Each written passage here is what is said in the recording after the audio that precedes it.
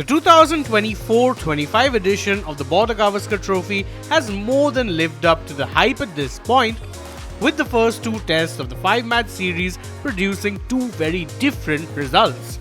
India made the perfect start to the series with a clinical win in Perth, making them the first visiting team to win a test match at the new Optus Stadium in the city.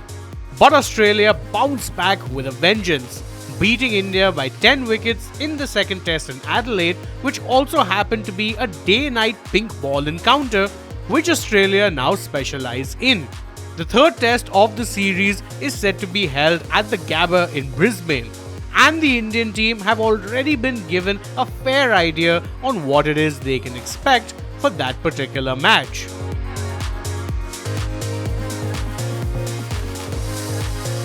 The Gabba at Brisbane is traditionally renowned for being a track that assists pace and bounce, and the Brisbane pitch curator David Sandersky says that is exactly the type of pitch they are trying to prepare.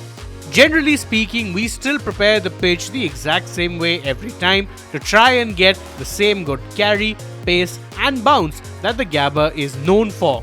We are just trying to make a traditional Gabba wicket like we do each year, said Sandersky. He also added that the time of the year in which the test match is played can also make a difference, as the Gabba pitch is often bouncier at the start of the season.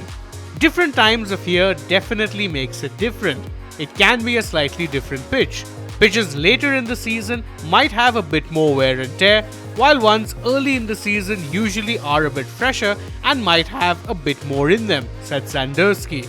This explains why it is that Australia have chosen to keep the Brisbane test towards the start of the summer season as opposed to later in the season. But there's another interesting reason that may have played a part as well.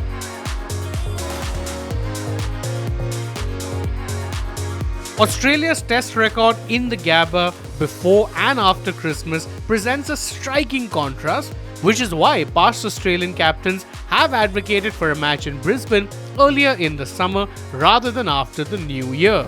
The Aussies have been defeated just 7 times in 61 tests played at the Gabba before Christmas, whereas they have lost 3 out of 5 tests held at the venue after Christmas, including 2 in the last 3 years. India famously breached the Fortress Gabba to win the Test series in a thrilling finish in the 2020-21 season, and the West Indies also registered a close victory at the same stadium earlier this year. Coincidentally, both of those tests were played in January, and might well explain why it is that the Australians have chosen to go with the numbers and schedule a Gabba test when it best suits their team.